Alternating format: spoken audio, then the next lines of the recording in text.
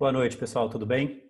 A gente ainda não sabe se a crise sanitária, a crise de saúde do coronavírus já chegou ao fim ou não, mas pelo menos do ponto de vista do mercado financeiro, parece que a gente está numa fase de um pouco mais de calmaria, né? A gente pode voltar a ter problemas, mas a gente publicou alguns conteúdos enquanto a gente estava no olho do furacão dessa crise, com os mercados financeiros derretendo, e agora que a coisa está um pouco mais calma, a gente sentiu a vontade de compartilhar um pouquinho com vocês como é que estão as coisas, como é que a gente está vendo o cenário, para vocês ficarem a par de como a gente está pensando mesmo. No final desse vídeo a gente vai mostrar o comportamento das carteiras de uma pessoa que segurou a renda variável ao longo da crise e uma pessoa que entrou em pânico e vendeu toda a renda variável que ela tinha. Acompanhe o vídeo com a gente para você saber o que aconteceu. Para quem não me conhece, eu sou o Felipe, estou aqui com o Pedro e a Letícia. E eu já vou passar a palavra para a Letícia porque ela vai ser o fio condutor da nossa conversa, vai puxar aí os principais assuntos que a gente acha que vale a pena compartilhar. Oi, pessoal, boa noite, tudo bem? Bom, vamos lá, Felipe e Pedro. Acho que uma grande questão que as pessoas perguntam é, depois que passar esse grande período de volatilidade nos mercados, né? Qual que é o cenário atual para o mercado financeiro e para a economia? Quais são os riscos que ainda existem, né, de acordo com esse cenário pós-pandemia? O que vocês estão vendo? Bem, boa noite, pessoal. Tudo bem aí? Eu acho que a gente ainda, de fato, como o Felipe comentou, ainda está no olho da crise, né? Ainda tem muita incerteza no mercado, em todo o ambiente, somente do lado da doença mesmo. Mas essa crise está caminhando para a crise em que o maior nível de liquidez foi injetado nas economias desde então, né? Então, você teve uma crise em 2008 que foi muito intensa e que é lembrada até hoje, e essa crise, todos os bancos centrais, principalmente o Banco Central americano, injetou muita liquidez de forma muito rápida. Eles foram muito ágeis em atuar para dar liquidez ao sistema financeiro global. E isso, o que isso quer dizer? Que essa foi uma das quedas mais rápidas da história e está sendo uma das recuperações mais rápidas da história também. Então, a gente vai falar um pouco mais à frente sobre a recuperação do mercado, né? Mas, ao mesmo tempo que o mercado caiu muito, ele está, de alguma forma, recuperando, porque o que a gente chama dos policy makers, seriam os fazedores de política econômica, política fiscal, estão deixando muito claro que eles vão incentivar toda a economia, seja por benefícios fiscais, benefícios de assistência social mesmo, né? Auxílio emergencial e corte de taxa de juros, porque para, vamos dizer assim, dar toda essa assistência no sistema econômico nesse momento, né? Sim, mas a gente ainda tem os riscos do desconhecido no sentido de que ainda pode ter uma segunda onda de contágio, a gente ainda pode ver uma falência de grandes e médias empresas, né? Exato. Uma falência não, né? Grandes e médias empresas entrando, pedindo falência, a gente teve até a Latam pedindo uma reorganização nos Estados Unidos recentemente, a gente tem o cenário de instabilidade política no Brasil, que pode afetar a gente ainda muito em relação a isso. Então, o mercado está mais calmo, mas a gente ainda está numa fase de grande incerteza em relação ao que vai acontecer, né? Uhum. Sim, com certeza.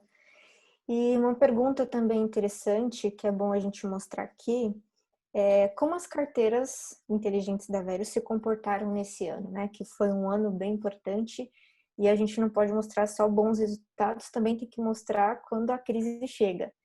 E as pessoas também perguntam, devo fazer alguma alteração no meu portfólio agora, nesse momento?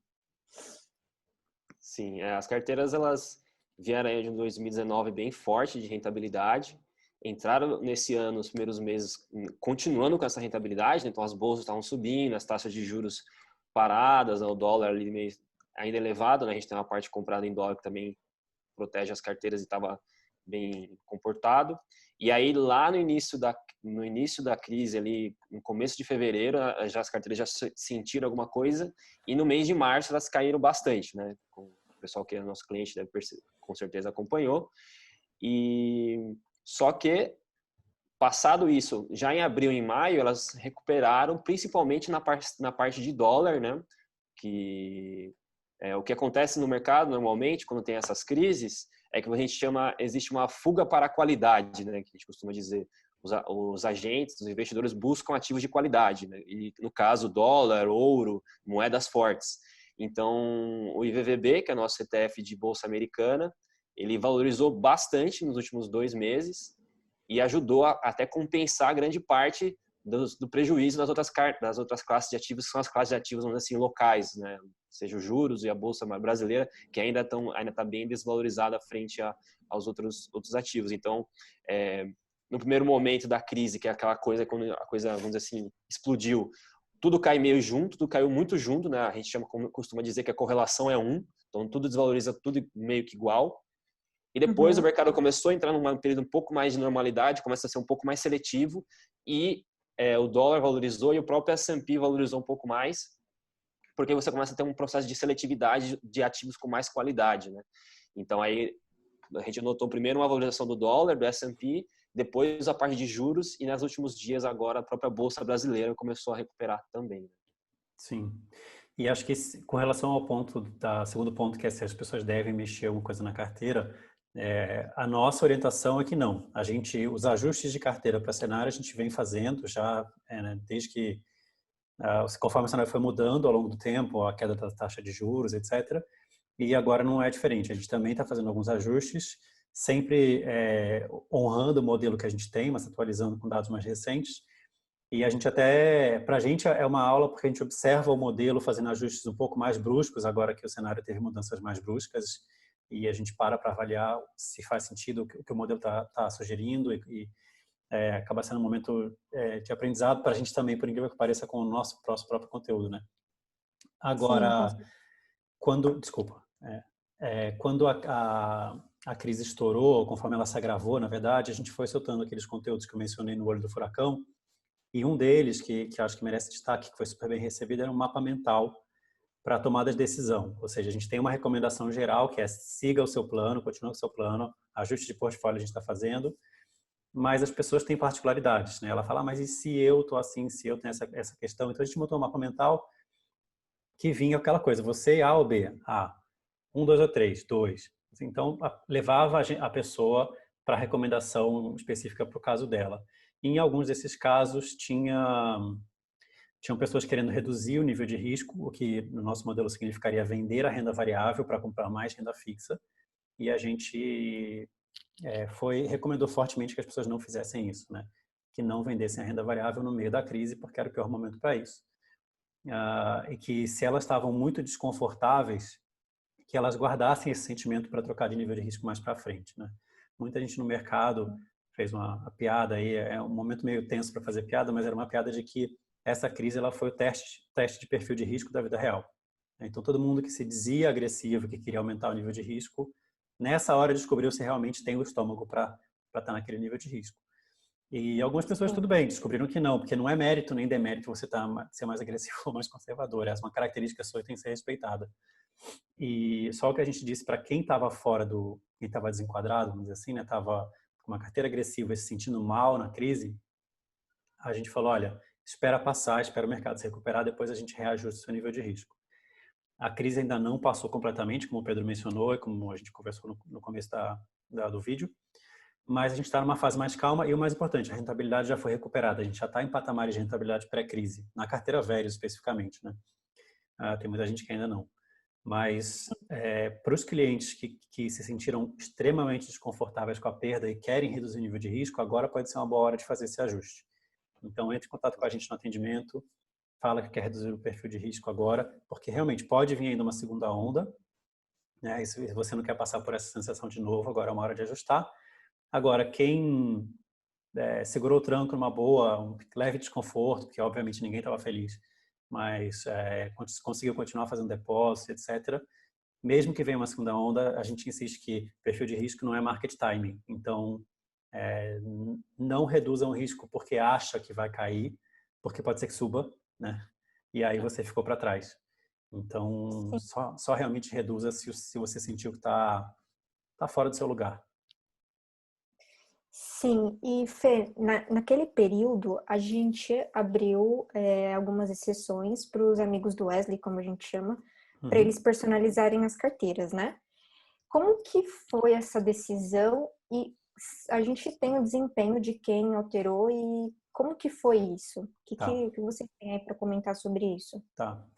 Primeiro, reforçar qual era a nossa recomendação, não mexer, né? Segue o Sim, plano, se está fazendo depósito periódico, segue fazendo, porque o auge da crise é hora boa para comprar, está tudo barato.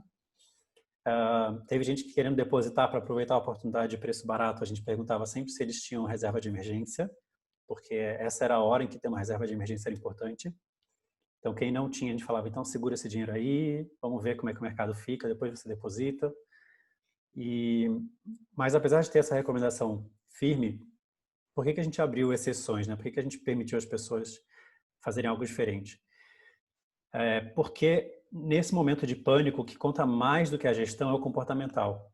Então, a gente tem um padrão, uma recomendação muito forte de como deveria ser feito, mas na hora que a pessoa está em pânico, é desesperada para vender, ou mesmo numa euforia de querer comprar porque está barato, que a gente também não recomendava comprar mais, botar dinheiro comprando só ações, porque você ia aumentar mais o seu risco e você poderia tomar um escorregão em seguida. Nesse momento a gente não quis comprar uma briga com os clientes, vamos dizer assim, né, de falar, não vai fazer, tem que ser do meu jeito. Então a gente entendeu que era o momento de ser acolhedor em relação à sensação, ao sentimento de cada um e fazer. Ainda que isso para a gente seja uma decisão bastante difícil, porque seguir o padrão é no automático. É assim que a gente mantém a nossa proposta de valor de ser tudo rápido, fácil, seguro, correto e com custo baixo. A partir do momento que as pessoas pediram customização, isso envolveu a gente suspender o robô na conta delas, fazer a alocação de forma manual. Então, isso tem um custo para a gente mais alto, tem o risco de cometer um erro humano, enfim. Mas deu tudo certo, né? Tomamos alguns sustos ali, mas deu tudo certo no fim das contas. E vale dizer que a história é super legal, mas essa informação não é relevante, assim, do ponto de vista numérico. Foi um pouquinho mais de 1% dos nossos clientes que customizaram as carteiras. Então, um percentual bem baixo. E dessa galera, foram 0,3% foram os que saíram da renda variável. Saíram das ações com medo, reduziram seu risco totalmente, vendendo todas as ações. Esse número é relevante porque são pessoas que não confiaram na nossa recomendação nessa hora, né, de certa forma. Não estou brigando com elas, mas elas realmente perderam a segurança da nossa recomendação nessa hora e preferiram fazer diferente. E no final eu vou mostrar um pouco como é que isso afetou a carteira delas. Mas eu vou esperar a gente falar para mostrar os gráficos no final. E acho que isso também é uma questão que a gente sempre comenta do horizonte de investimento, né? Então, se é um dinheiro que você tem ali que é uma carteira de médio e longo prazo, e você está diversificado em uma classe de ativo de ações americanas, isso vai ter algum tipo de oscilação, mas se você não precisa desse dinheiro agora, não tem uma necessidade de liquidez para algum pagamento, fazer alguma compra de alguma coisa, realmente você tem, assim, vamos dizer assim, tempo para poder não precisar resgatar esse dinheiro naquele momento, né? Não precisar vender aquilo.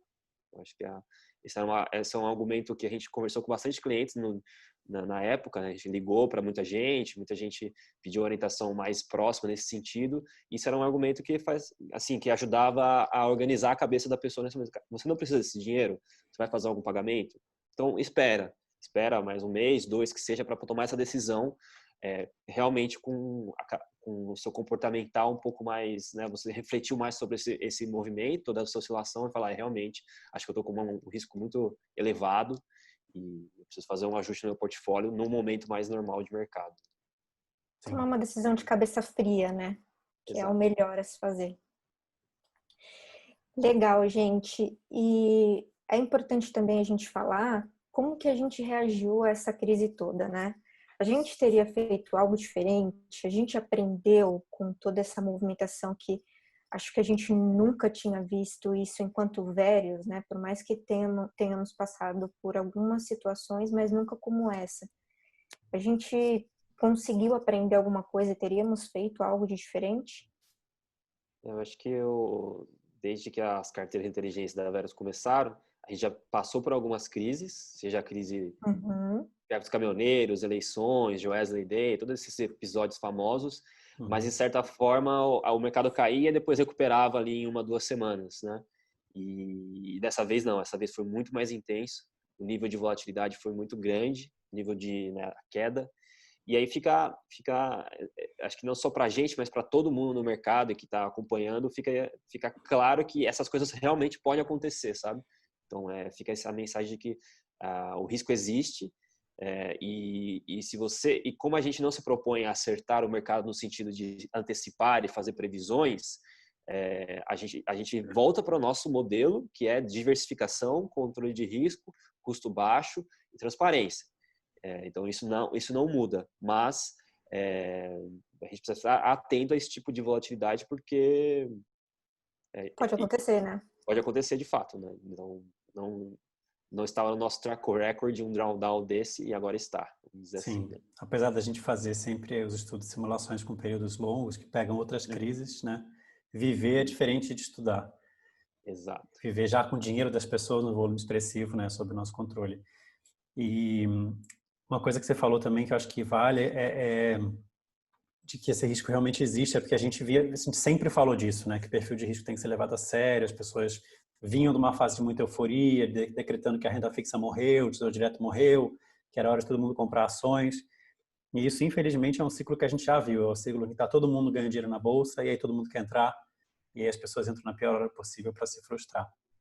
Mas deixa eu mostrar aqui um pouquinho. Por exemplo, a carteira de um cliente que fez a venda. Ele vinha com a gente há bastante tempo, mais ou menos desde fevereiro de 2018, 2 anos aí de relacionamento. Vinha com uma rentabilidade excelente e depois que entrou na crise, ele não se recuperou. O que esse cara fez? Ele é justamente aquele que eu mencionei que eu queria mostrar para vocês. Aqui no auge da crise, ó, que é onde derrete a rentabilidade, ele resolveu, o laranja e o amarelo são as classes de ações, as outras cores são as classes de renda fixa, e ele exigiu da gente que fosse feito um rebalanceamento para ele vender as ações. Então, daqui em diante, ele tem só renda fixa, e obviamente a renda fixa não pegou a recuperação que a renda variável pegou, né? Daí que ele resulta nessa rentabilidade que ele... E agora, para ele recuperar esse buraco aqui, vai demorar bastante. Por outro lado, isso aqui é um cliente que simplesmente seguiu no curso, ele tem mais ou menos o mesmo período com a gente, um pouquinho mais curta, um pouco mais recente essa conta, mas ele seguiu no curso. Entrou a crise, ele estava com 24,8 de rentabilidade, 17 mil reais ganhos acumulados nesse período. Esses 17 mil dele virou 5, né? E relativamente pouco tempo, depois eu ia dizer pouco tempo e travei, porque não é tão pouco assim dessa vez, né? Mas ele está de volta nos 24,5, quase o patamar pré-crise, né? E 17 mil reais de ganho de novo. Qual que é a diferença? Mas acho que foi mais rápido do que a gente esperava, né, Felipe? Que a gente não sabe se acabou de verdade ainda, né? Então tem um pouco de cuidado ao falar isso, né? Mas você vê que é um cliente que vem depositando, tem um histórico de acumular patrimônio com a gente, bateu aqui a crise, derreteu e depois pegou a recuperação. E dá para ver que a proporção entre laranja e amarelo aqui era uma e aqui é outra. Porque laranja, que é a bolsa americana, realmente se valorizou mais e foi um dos principais ativos que puxaram a carteira para cima. Mas o roxinho também, que é a renda fixa aí corrigida pela inflação, né, o juro real, também dá para ver ele engordando nesse período. Então, se recuperou bem da crise. Mas é isso. Em resumo, é isso que a gente queria mostrar. E eu queria reforçar que para você ter esse estômago de aguentar passar por uma crise dessa sem vender as ações, eu não sei se esse é o caso concreto dessas duas pessoas, mas uma coisa que pode fazer muita diferença entre você ter um comportamento e o outro é você ter um mínimo de planejamento financeiro pessoal. E eu não estou falando aqui de fazer uma coisa complexa, ficar anotando 1 bilhão de despesas, mas é no mínimo separar as suas reservas. Se você tem uma reserva de segurança, eu não gosto de chamar de reserva de emergência porque ela não é só para emergência, ela é para segurança. Tem gente que chama de reserva de oportunidade, porque você pode usar para viajar, por exemplo. Mas a reserva de segurança, ela protege a sua carteira de longo prazo contra as suas necessidades de curto prazo. Quaisquer necessidades que surjam por motivos emergenciais ruins, por oportunidades boas, ou enfim, ou simplesmente de você conseguir ver uma carteira derretendo e saber que se você precisar do dinheiro durante a crise, você não vai vender as suas ações porque você tem a reserva de segurança. Então, por isso que a gente bateu muito nessa tecla durante a crise. A gente sempre bateu, mas quando está tudo bem, as pessoas tendem a achar que não precisam da reserva de segurança, né? E a hora que elas estavam sentindo o medo do risco, a gente reforçou, gente, guardem dinheiro numa reserva de segurança, não diversifique sua reserva de segurança, ela tem que estar numa renda fixa, guardadinha, liquidez e tal. E acho que isso pode ser a diferença entre você ser resiliente e você entrar em pânico. Mas é isso. Queria agradecer quem acompanhou com a gente o vídeo até aqui. A crise talvez tenha acabado do ponto de vista financeiro, talvez não. A gente só vai saber realmente com o passar do tempo. Mas em crise ou em bonança a gente vai estar aqui. Contem com a gente no atendimento, contem com a gente no serviço, no que precisarem, podem contar. Tá Tchau, bom. gente. Obrigado Boa pela noite. companhia de vocês no vídeo.